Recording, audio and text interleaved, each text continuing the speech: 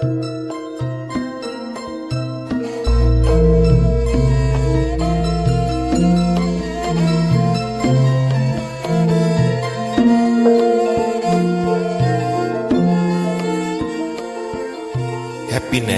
Inside oleh Gobin Vasdev, The Hard Worker.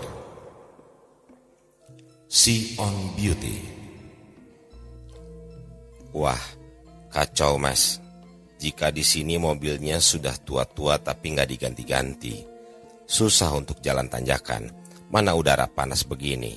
Mobil nggak ada AC-nya. Payah. Inilah penggalan jawaban dari seorang pengemudi shuttle bus saat ditanya tentang kondisi perusahaan tempat dia bekerja. Di kesempatan lain pada bus yang sama, saya juga menanyakan pada pengemudi yang berbeda dan ternyata di luar dugaan. Jawabannya berbeda sekali dengan yang saya perkirakan. Bapak sopir ini menjawab, perusahaan ini hebat mas, sementara yang lainnya berhenti menarik penumpang dalam keadaan sepi begini. Di sini masih jalan terus. Walaupun satu penumpang kita tetap jalan, karena komitmennya begitu dari dulu. Jika dianalisis, sepintas kedua pengemudi ini kurang lebih pastilah mendapat perlakuan yang sama. Mobil yang digunakan sama, rute yang diambil dan upah yang diterimanya pun sama. Tetapi jawaban yang keluar dari keduanya sangatlah berbeda. Hidup ini adalah pilihan, tetapi pilihan itu bukan hanya berarti kita memilih ingin mengambil kuliah jurusan arsitek atau sipil. Juga bukan hanya berarti memilih kerja di Jakarta atau di Bali. Lebih dari itu, kita semua punya suatu pilihan yang luar biasa, yaitu memilih untuk melihat dari sudut pandang yang mana. Melihat dan fokus pada keindahan atau sebagaimana saya suka menyebutnya dengan see on beauty. Inilah yang dilakukan oleh pengemudi yang kedua. Jika ditanya, mungkinkah kita dapat melihat keindahan pada setiap peristiwa? Saya berani menjawab bisa, dan pasti bisa. Syarat untuk dapat melihat segala peristiwa sebagai keindahan hanyalah satu, yaitu latihan. Latihan ini dapat dimulai dari yang kecil, seperti peristiwa Anda menumpahkan air, jalanan macet, tidak mendapat tempat parkir, dan banyak kejadian sehari-hari lainnya yang biasanya kita lihat dari sudut pandang yang menjengkelkan. Atau membuat Anda kesal, coba sekarang Anda lihat dari sudut pandang yang berbeda, dari sudut pandang keindahan. Mungkin banyak dari kita yang langsung berkata, itu tidak bisa atau tidak mungkin, atau sangat sulit. Ya, ini memang sulit karena kita tidak pernah mencoba atau berlatih. Semua hal di dunia ini awalnya sulit, bahkan boleh dikatakan sangat sulit setengah mati. Makan dengan menggunakan sendok dan garpu pun adalah pekerjaan yang sangat sulit pada awalnya. Coba perhatikan anak kecil yang pertama kali ingin menggunakan sendok dan garpu. Pasti makanan yang disendoknya sering jatuh. Ingatlah, sewaktu kita semua membuat PR atau sedang ujian di sekolah dasar. Semuanya sulit bukan? Namun, kenapa begitu kita naik kelas, pelajaran tahun lalu terasa mudah? Jawabannya adalah karena kemampuan kita telah meningkat. Lalu apa yang sulit dan mudah di dunia ini? Semuanya relatif bukan? Relatif terhadap kemampuan kita. Saya percaya bahwa tidak ada masalah besar di dunia ini. Yang ada adalah kemampuan kita yang terbatas. Kembali ke See on Beauty. Setelah beberapa lama kita berlatih melihat keindahan atau peristiwa-peristiwa kecil, biasanya akan timbul sebuah kesadaran baru. Ketika Anda tidak akan meributkan hal-hal kecil yang biasanya mengganggu di sekitar Anda. Dan kesadaran ini akan terus berkembang dan menjadikan Anda terbiasa melihat segala hal dalam dunia ini sebagai sesuatu yang indah. Nah, di sini saya banyak diprotes oleh teman-teman. Mereka berkata, mana mungkin kita melihat keindahan dalam pencurian, pembunuhan, dan pemerkosaan. Ya, sekali lagi ini memang bukan hal mudah. Tetapi biarlah saya menjawab dengan sebuah kisah nyata yang dialami oleh salah seorang wanita terkaya di dunia, Oprah Winfrey. Dilahirkan di sebuah keluarga miskin pada usia 9 tahun, mengalami pelecehan seksual, yaitu perkosaan berulang-ulang oleh orang-orang terdekatnya. Pada usia 13 tahun hamil, dan bayinya meninggal setelah dilahirkan. Pada saat itu sangatlah sulit untuk kita semua melihat sesuatu yang indah yang akan didapat oleh Oprah. Hari berlalu, Oprah memilih untuk tidak memberi arti pada kejadian masa kecilnya sebagai suatu kutukan dari Tuhan, melainkan memilih untuk bertanya pada dirinya sendiri, apa yang ingin Tuhan katakan padaku dari peristiwa yang menimpaku ini, dan apa yang terjadi setelah Oprah menjadi dewasa. Peristiwa masa kecilnya membuatnya menjadi lebih peka terhadap penderitaan orang, dan membuat orang lain terbuka dan nyaman bercerita kepadanya. Kemampuan mendengar dan empati yang terbentuk dari peristiwa masa lalunya yang kelam, menjadikan Oprah dinobatkan dinobatkan menjadi pembawa acara talkshow nomor 1 dunia. Setiap peristiwa pada dasarnya adalah netral, tidak bernilai apa-apa. Kitalah yang kemudian memberi label baik dan tidaknya, boleh dan tidaknya, pantas dan tidaknya, sopan dan tidaknya, dan seterusnya. Pemberian label pada suatu kejadian adalah pilihan bebas kita. Kita dapat memilih untuk ingin melihatnya sebagai peristiwa buruk atau baik. Semua terserah kita, tetapi jika saya harus memilih, saya akan memilih melihat semua yang terjadi dalam diri saya sebagai peristiwa yang baik. Mungkin pembaca ada yang bertanya, berarti kita harus menerima segalanya dong, dan kita harus pasrah dengan apa yang terjadi. Ya, tidak ada jalan lain. Kita memang harus menerima apa yang telah terjadi. Bukankah apapun respon kita, peristiwa yang telah terjadi tidak dapat diubah? Daripada kita marah, mengomel, mengeluh, dan mencaci maki, bukankah lebih baik menerima keadaan yang telah terjadi? Sebuah masukan jika diucapkan kepada seseorang yang tepat akan menjadi sebuah saran atau kritik. Tetapi jika itu disampaikan kepada orang lain yang sama sekali tidak berhubungan dengan masukan tersebut, seringkali dianggap sebagai keluhan.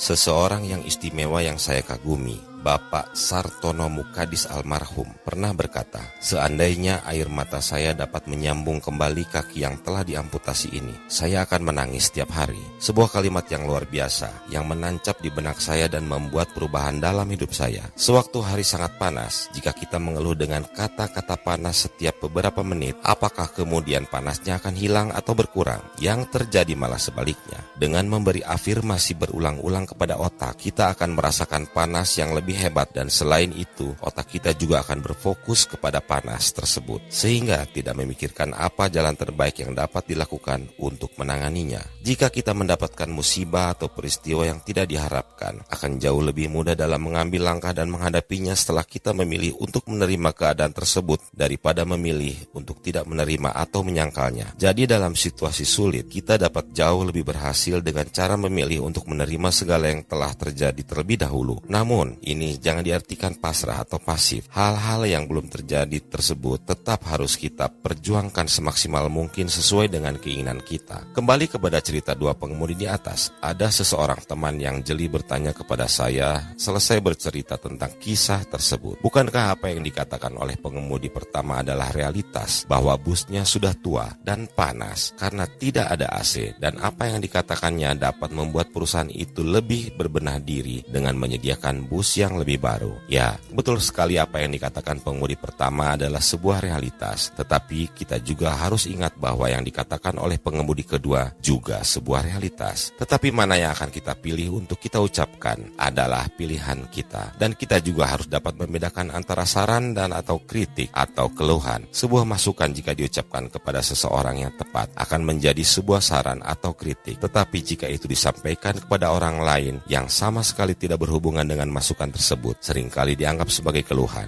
Dan tidak banyak orang yang senang menerima keluhan, bukan? Orang yang selalu memilih untuk melihat dunia dari sisi keindahan adalah orang-orang yang beruntung. Mereka tidak tergantung dengan keadaan dan tidak menyalahkan situasi. Mereka mampu memanfaatkan kekuatan diri yang luar biasa yang terdapat di dalam setiap manusia, yaitu kemampuan untuk memilih. Dan di akhir tulisan ini saya ingin bertanya, jika Anda ingin mencari seorang pengemudi untuk rumah dan atau kantor tempat Anda bekerja, pengemudi yang manakah yang akan Anda pilih?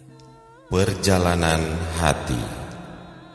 Ketika kita benar-benar menginginkan sesuatu, maka alam semesta akan bersatu untuk mewujudkan keinginanmu.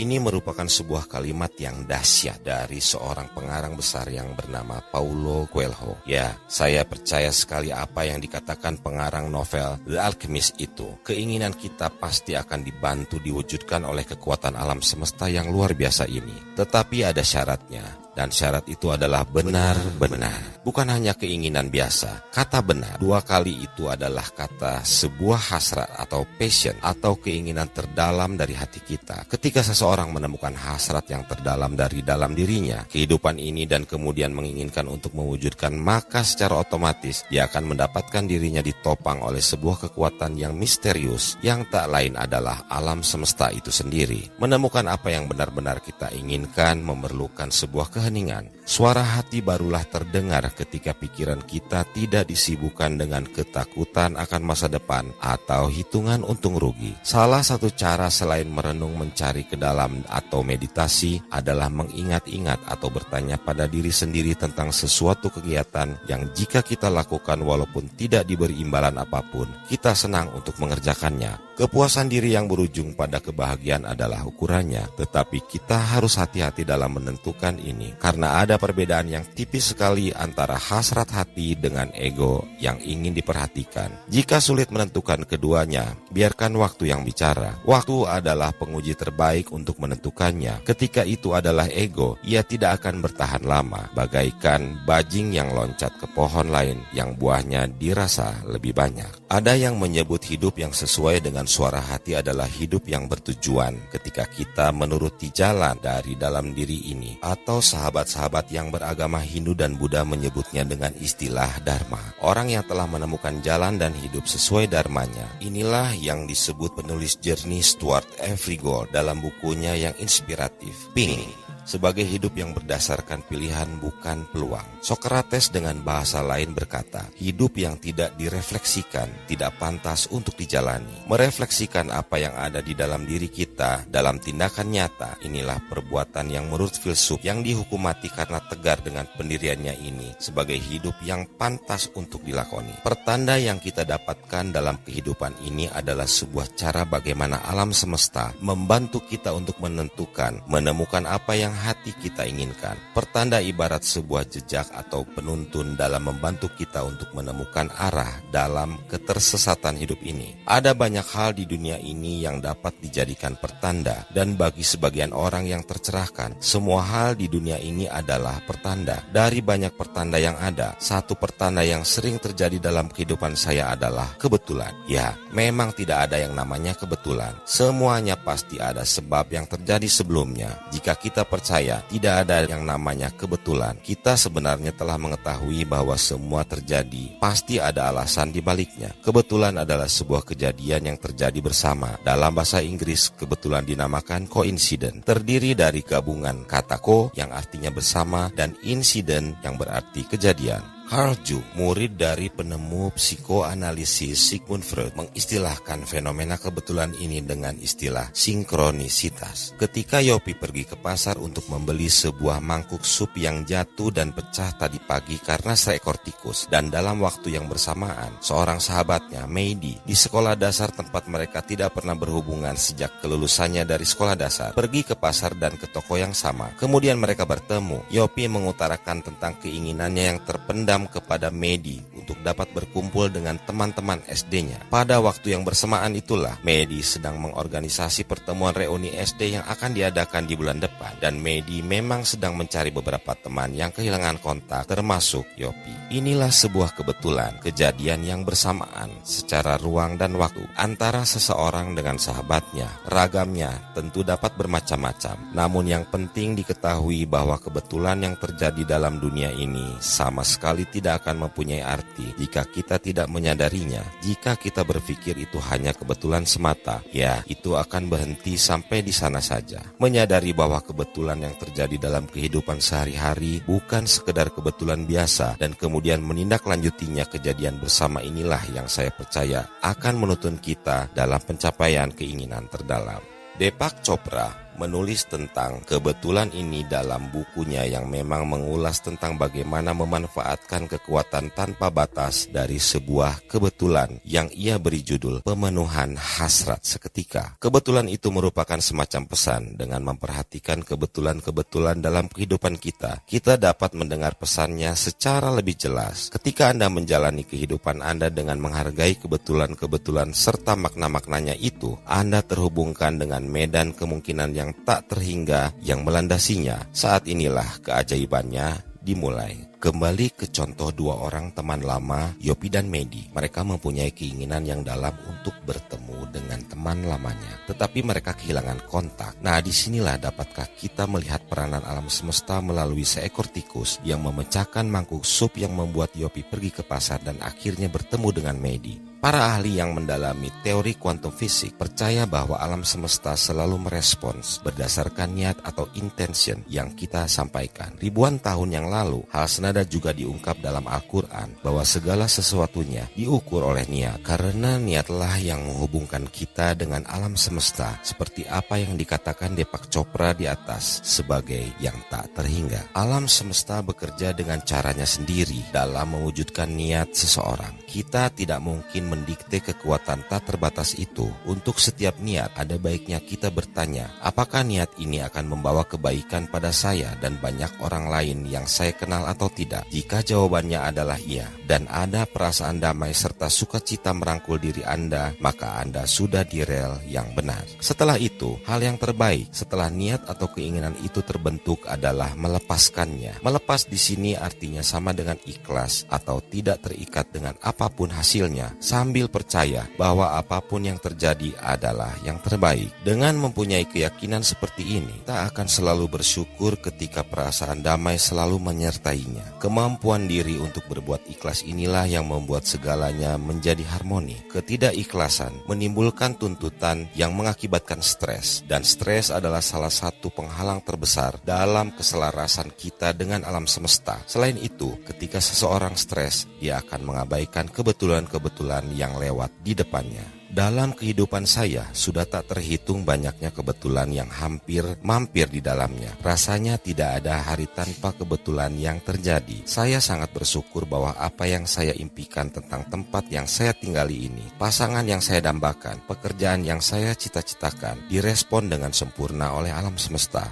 Waktu yang cepat atau lambat itu sama sekali bukan masalah. Saya percaya semua ini tergantung niat, keikhlasan, dan kesiapan saya dalam menerima. Alam semesta selalu siap untuk memberi bagaikan hujan yang selalu datang setiap saat. Kita baru dapat menampung airnya ketika wadahnya siap dan mulut wadah yang terbuka itu menghadap ke atas. Pepatah kuno berkata, ketika murid siap, guru akan datang. Setelah membaca artikel ini, cobalah luangkan waktu sejenak dan mengingat runtutan peristiwa yang membawa Anda sampai di hari ini. Hidup dengan orang yang Anda nikahi, pekerjaan dan jabatan yang Anda miliki, tempat tinggal yang Anda huni, atau apa saja yang Anda punyai sekarang. Tanyakan, niat apakah yang melandasi semua itu? Dan adakah peran kebetulan di sana yang menuntun Anda? Apakah Anda mengikuti kebetulan itu? Dan bagaimana jika pada saat itu Anda mengabaikan kebetulan itu? Jika iya, apakah hidup Anda akan sama seperti yang Anda jalani hari ini? Jika kita berhasil menghubungkan antara sebuah kejadian dan lainnya serta menarik benang merah kebetulan yang menghubungkannya, kita mulai sadar bahwa sebenarnya hidup yang dijalani ini adalah sebuah rangkaian perjalanan hati. Jika kita berhasil menghubungkan sebuah kejadian dan lainnya serta menarik benang merah kebetulan yang menghubungkannya, kita mulai sadar bahwa sebenarnya hidup yang dijalani ini adalah sebuah rangkaian perjalanan hati. Keyakinan adalah penjara. Sebelum tahun 1954, para ahli fisiologi, dokter, dan ilmuwan meneliti, serta dengan yakin mengeluarkan pernyataan bahwa secara struktur tulang dan kekuatan otot, manusia tidak mungkin dapat berlari sejauh 1 mil dalam waktu kurang dari 4 menit. Keyakinan ini dipercaya oleh setiap pelari, dan memang terbukti bahwa sepanjang sejarah tidak ada satu pelari pun yang dapat melakukannya. Sampai suatu hari ada seorang yang gila, yang tidak mau percaya dengan pernyataan para ahli tersebut. Dengan semangat yang luar biasa, anak muda bernama Roger Bannister berhasil berlari sejauh 1 mil dengan waktu kurang dari 4 menit. Namun bukan cerita tentang Roger Bannister saja yang menarik. 1 bulan setelahnya, ada 32 orang yang dapat berlari kurang dari 4 menit. Dan yang lebih fantastis lagi adalah yang terjadi di tahun berikutnya. Ada 236 pelari berhasil menembus titik psikologis itu. Mengapa ini terjadi? Apakah pada tahun itu ditemukan vitamin yang dapat membuat orang bergerak lebih cepat? Apakah pada tahun tersebut ditemukan teknik berlari yang lebih baik? Tidak. Jawabannya adalah keyakinan yang membelenggu benak setiap pelari telah terhancurkan. Sebelumnya semua pelari yakin dengan penelitian para ahli sampai hal itu dipecahkan oleh Roger Bannister.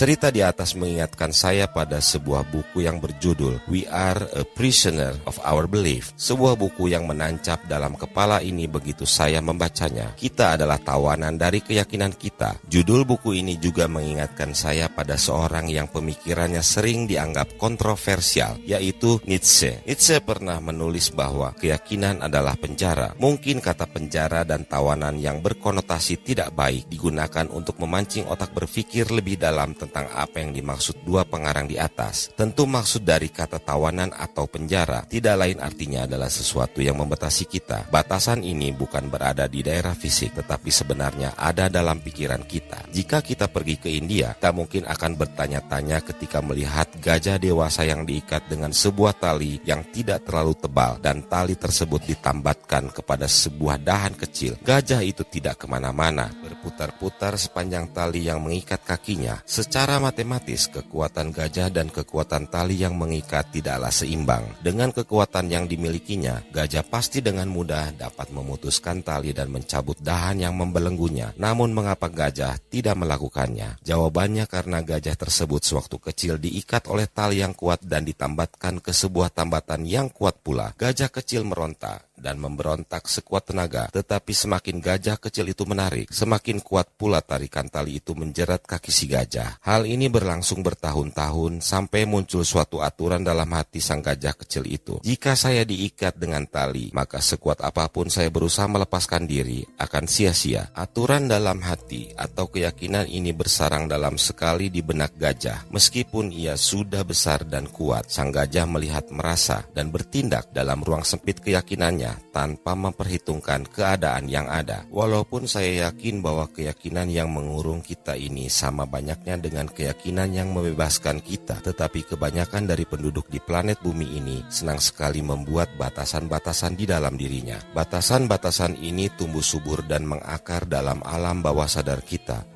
Karena secara tidak sadar, kita setiap harinya menyiraminya dengan pengulangan kata-kata yang semakin membatasi ruang yang sebelumnya tidak terbatas ini. Coba ingat-ingat berapa sering kita mendengar atau mengucapkan kalimat seperti ini. Saya tidak berbakat dalam seni. Kita harus memilih. Karir dan keluarga tidak mungkin berjalan bersama-sama. Jika mau kaya, harus punya modal besar atau sabar, itu ada batasnya. Yang lebih parah lagi, jika keyakinan ini menggeneralisasi dan menyamaratakan kelompok, suku atau gender tertentu. Misalnya, semua laki-laki adalah buaya atau orang Madura pemarah. Seringkali kita tidak tahu dari mana keyakinan itu muncul dan tertanam dalam benak kita. Apakah itu dari orang tua kita, lingkungan, atau teman? Yang pasti, setiap saat secara sadar atau tidak, kita memasukkan pikiran ke dalam benak kita, baik dari sisi luar maupun dari dalam, yaitu melalui perenungan. Lama-kelamaan, pikiran ini bertumpuk menjadi suatu keyakinan, baik yang sepele sampai hal yang hakiki. Seorang sahabat yang pemarah dan tidak sabaran pernah berkata kepada saya bahwa dirinya mirip seperti bapaknya. Bapak saya itu suka marah dan sifat pemarah itu turun ke saya. Yang lebih menarik lagi, sewaktu saya mencoba memberikan pengertian tentang banyaknya kerugian yang diakibatkan sebuah kemarahan, dia berkata, yang namanya sifat itu tidak mungkin dapat diubah. Mungkin banyak orang percaya bahwa sifat, atau saya senang menyebutnya dengan kebiasaan, itu tidak dapat diubah. Keyakinan tentang tidak dapatnya diubah sifat itu adalah sah-sah saja. Namun jika Anda yakin bahwa sifat-sifat yang negatif tidak dapat diubah,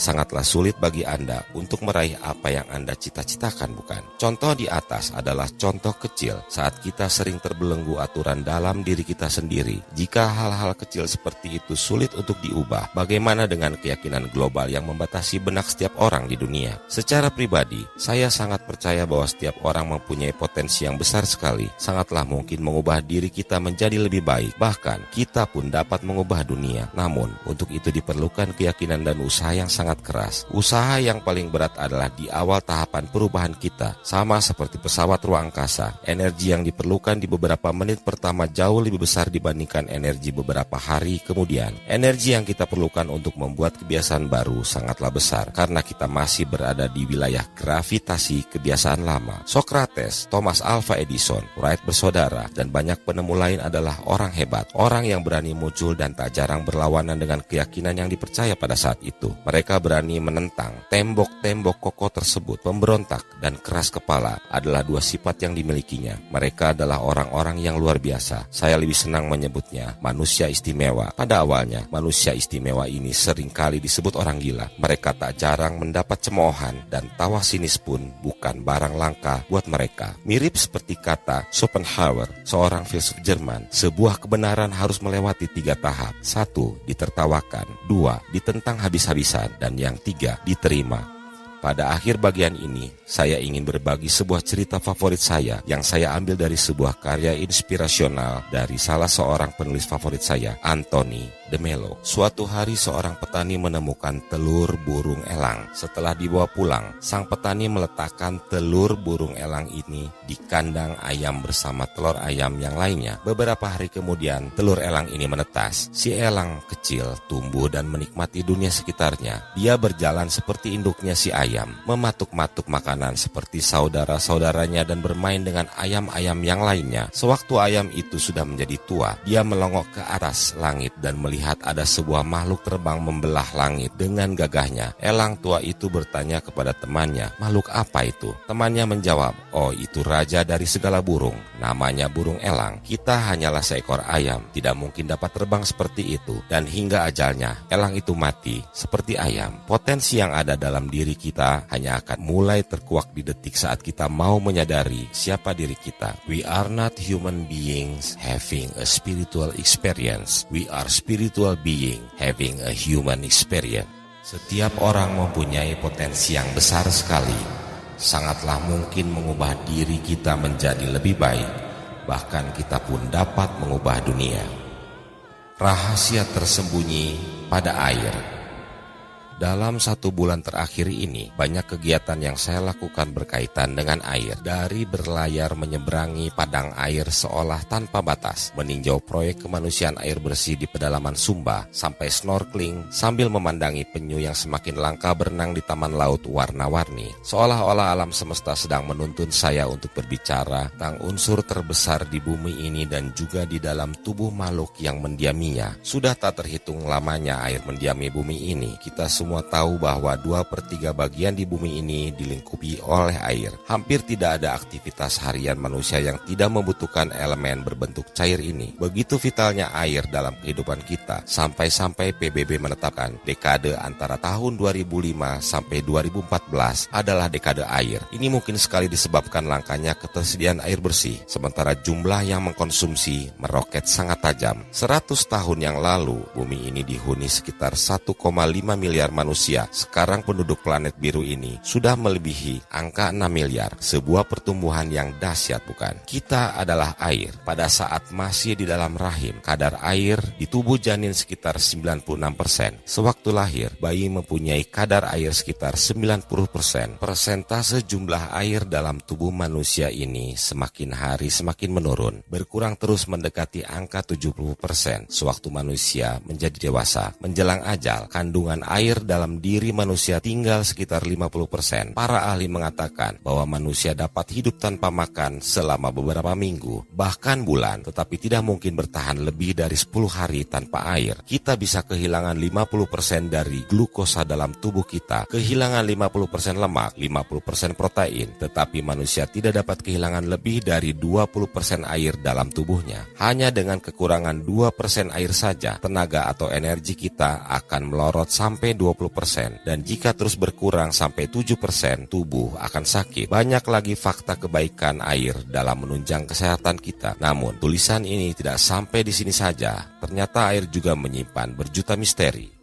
Rahasia tersembunyi air. Hampir semua agama dan kepercayaan menggunakan air sebagai sarana spiritual. Kita mengetahui bagaimana kaum Hindu mempercayai air sungai Gangga adalah air suci. Umat Kristiani dengan air Lourdes, kaum Muslim dengan air Zam-Zam. Dalam ritualnya, umat Islam juga membersihkan diri sebelum sholat, yaitu wudhu dengan air. Dalam pembaptisan di gereja, air juga digunakan sebagai sarana. Di Bali, setiap upacara air tidak pernah absen digunakan. Dalam filosofi Yunani kuno, disebutkan bahwa air adalah prinsip pertama dari semua benda. Mungkin ada pertanyaan di benak pembaca, mengapa air? Apa keistimewaan air selain kebutuhan sehari-hari seperti minum, mandi, mencuci, dan yang lainnya? Ya, sama seperti pembaca. Pertanyaan besar ini bergelantung di kepala saya sampai sekitar 2 tahun lalu ketika saya membaca penelitian yang dilakukan Mr. Masaru Emoto dari Jepang tentang rahasia tersembunyi di setiap tetes air. Rahasia yang dimaksud adalah air dapat merespons atau menangkap apa yang kita pikirkan. Penegasan dari pembuktian ini adalah berhasilnya Dr. Masaru Emoto dengan partnernya Kayuza Ishibashi mengabadikan gambar-gambar kristal air. Gambar-gambar kristal air ini diteliti melalui mikroskop yang tajam yang sebelumnya dibekukan pada suhu yang sangat rendah. Seolah hidup, air dapat memahami kata-kata yang kita ucapkan, lagu yang didendangkan, bahkan tulisan yang tertulis di dekatnya. Begitu kita berkata saya cinta kamu kepada air, secara menakjubkan air membentuk kristal yang indah. Sebaliknya, jika kita berkata saya benci kamu, kristal tidak muncul. Air akan membentuk kristal yang cantik sewaktu diperdengarkan nada-nada dari musik klasik dan hancur pada saat musik heavy metal bergaung. Respon yang sama juga terjadi sewaktu Dr. Emoto menempelkan tulisan yang berkonotasi positif atau negatif. Apa yang dikatakan oleh Masaru Emoto melalui tulisannya seolah-olah juga membuka tabir misterius tentang kemampuan air dalam penyembuhan. Seperti yang kita tahu, paling tidak di Indonesia, banyak sekali penyembuh atau paranormal menggunakan air dalam penyembuhan pasiennya. Sang penyembuh biasanya memberikan doa atau menuliskan tulisan pada kertas kecil yang dimasukkan ke dalam air. Air yang merespon doa juga dibuktikan sewaktu Masaru Emoto mengambil sampel air dari bendungan Fujiwara sebelum dan sesudah pembacaan doa oleh seorang pendeta Buddha. Eksperimen-eksperimen ini juga banyak dilakukan oleh keluarga-keluarga di Jepang yang telah membaca buku Masaru Emoto yang pertama, yaitu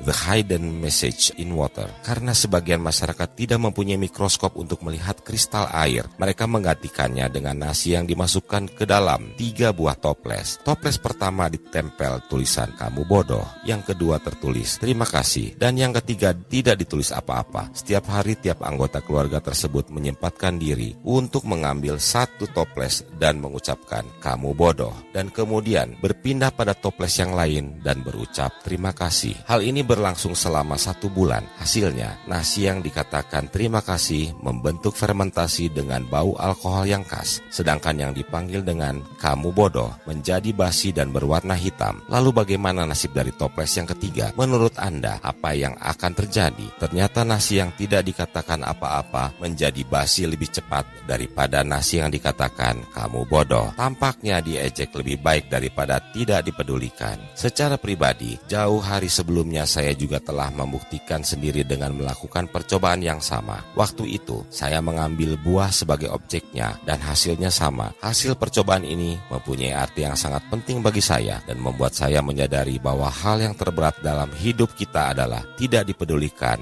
atau diperhatikan. Ini semua menambah keyakinan pada saya bahwa pikiran adalah sesuatu yang nyata. Pikiran berbentuk energi yang menyebar ke tempat yang kita pikirkan. Dengan memberikan perhatian pada benda atau seseorang, kita memberikan energi pada orang atau benda tersebut. Cinta dan terima kasih. Dari ribuan kata yang dibaca dan didengar oleh air, kata cinta dan terima kasih, love and gratitude, menurut Dr. Masaru Emoto adalah kata yang membentuk kristal yang paling indah dan sempurna. Jadi, apakah kita harus menempel stiker yang bertulis cinta dan terima kasih pada setiap gelas, botol atau bak mandi kita? Tentu hal ini adalah sesuatu yang baik sekali. Namun, sebelum kita melakukannya kepada objek-objek di luar, ada baiknya jika kita melakukannya dahulu untuk diri kita sendiri. Ingat seperti yang dibahas di atas bahwa sebagian besar tubuh kita adalah air. Jika kita berkata cinta kepada benda yang di luar tubuh kita dan benda itu membentuk gaung yang positif, pernahkah kita berkata cinta pada tubuh kita sendiri? Tubuh kita adalah tubuh yang luar biasa. Jantung kita berdetak 100.000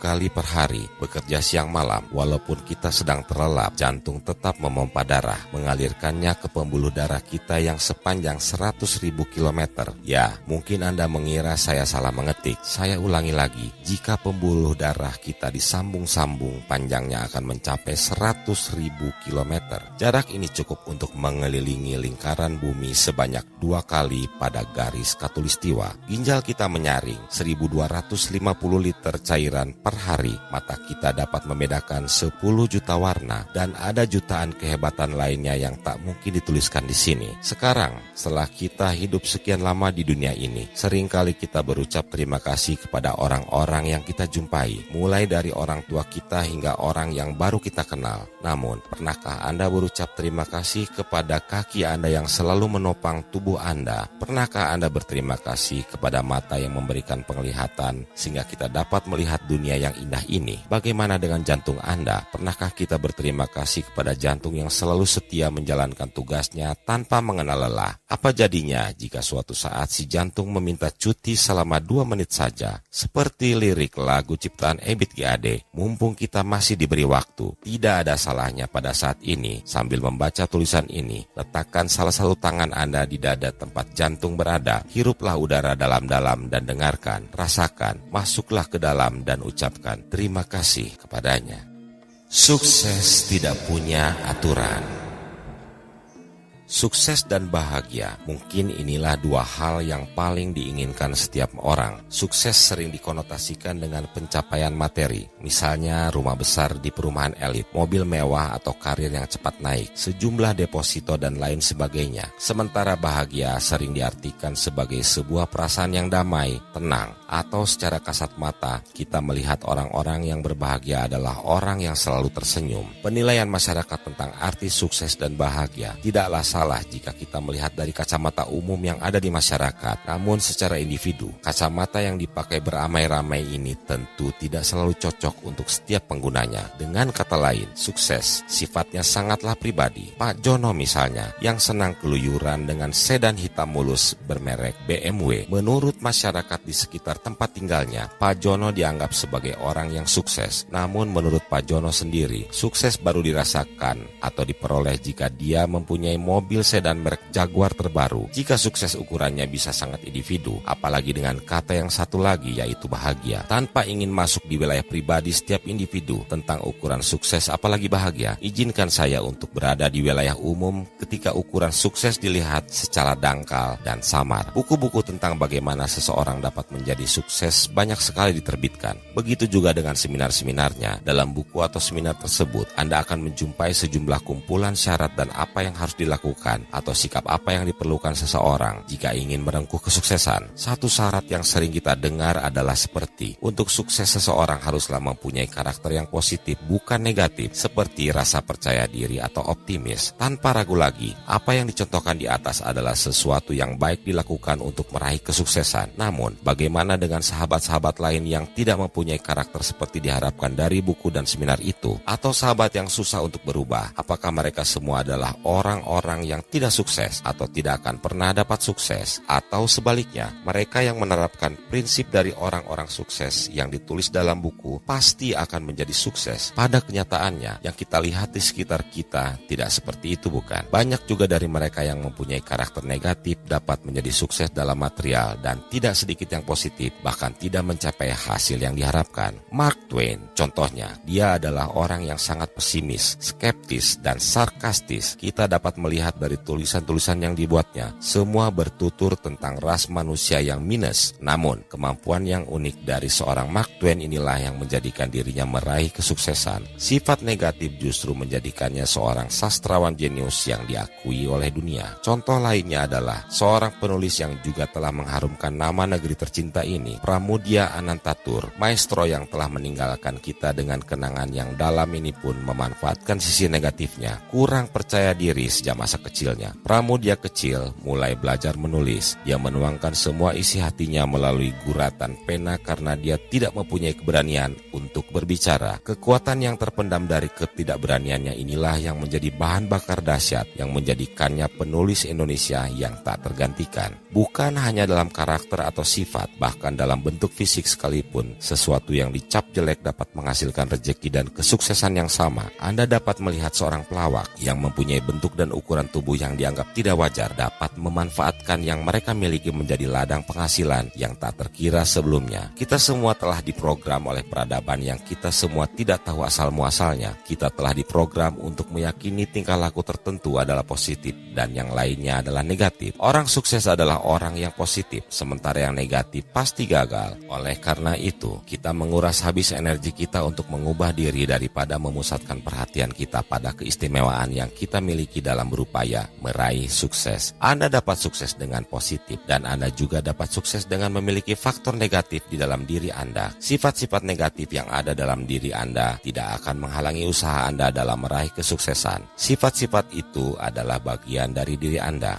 Yang terpenting adalah bagaimana kita dapat belajar mencintai, menerima dan memanfaatkannya. Apapun kenegatifan Anda, buatlah itu sebagai lahan untuk mendapatkan nilai tambah dalam hidup Anda. Jika Anda sulit untuk bangun pagi, Anda dapat mencari pekerjaan dengan jam kerja malam yang memungkinkan Anda dibayar lebih tinggi. Jika kenegatifan Anda suka melahap makanan yang lezat saja, carilah pekerjaan sebagai koki atau tulislah buku tentang tempat-tempat makan yang terbaik di kota Anda. Atau jika sesuatu yang negatif di diri Anda adalah suka menonton film, jadilah kritikus film. Jika Anda belum menemukan pekerjaan seputar kenegatifan Anda, pikirkan sesuatu yang kreatif, sesuatu yang belum terpikir oleh orang lain. Di dalam setiap hal, baik positif maupun negatif, selalu tersimpan aset yang luar biasa yang selalu menanti untuk ditemukan. Misteri kehidupan ini tidak di mana-mana, itu tersembunyi di dalam sifat Anda. Pencipta kita sangatlah adil. Dia memberikan segala sesuatunya dengan baik. Jika Dia menciptakan orang percaya diri, Dia juga menciptakan seseorang yang minder. Tetapi keduanya adalah baik. Keduanya pun sama-sama mempunyai kelebihan dan kesuksesan dapat diraih oleh keduanya. Jika seperti ini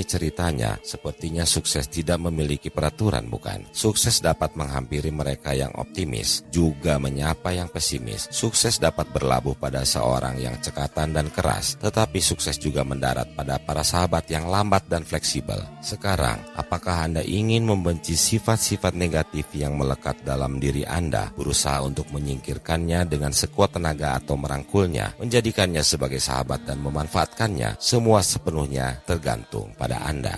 Sukses dapat menghampiri mereka yang optimis, juga menyapa yang pesimis.